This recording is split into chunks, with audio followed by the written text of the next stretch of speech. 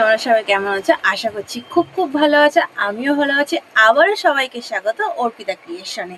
তো আজকে বৃষ্টির ওয়েদার, বৃষ্টি পড়ছে। তো বাড়িতে যখন আছি খুব ইচ্ছা করছে ক্রিপসি কিছু খাই। তো মনে হলো যে বাড়িতে তো অনেকগুলো গাজর আছে, তো চলো তাহলে একটা আজকে ছোট্ট রেসিপি বানানো যাক। তো ভাবলাম তাহলে একটা গাজরের একটা পকোড়া বানাই। তো তোমাদের সাথে সেই রেসিপিটা শেয়ার করব। তো চলো কি করে বানাই দেখা যাক।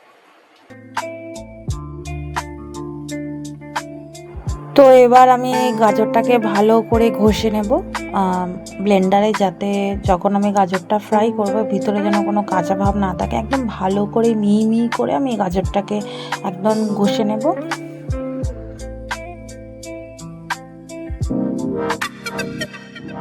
তো আমি এরপর হচ্ছে প্ল্যাটার বানাবো পকোড়া বানানোর জন্য। আমার এখানে বেসন অলরেডি প্ল্যাটার তৈরি করা ছিল।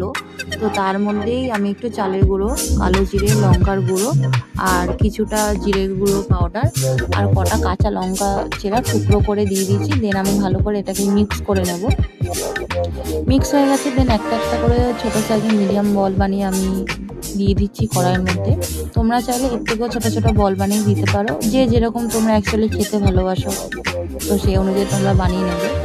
তো আমার এই সাইজটা ভালো লাগে বলে আমি সেই কারণে দিয়েছি।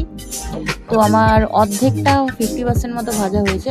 আর একটু আমি কড়া করবো, কারণ আমি কড়া খেতে খুব ভালোবাসি। শুধু গাজরের পকোড়া বলে না, এমনি টাইপের কোনো ভাজা হলে আমি একটু কড়া ছাড়া খেতে পারি না। তো একটু কড়া করে আমি ভেজে নেব। তো আমার ভাজা কমপ্লিট। এই দেখো, এটা হচ্ছে আমার ফাইনাল লুক।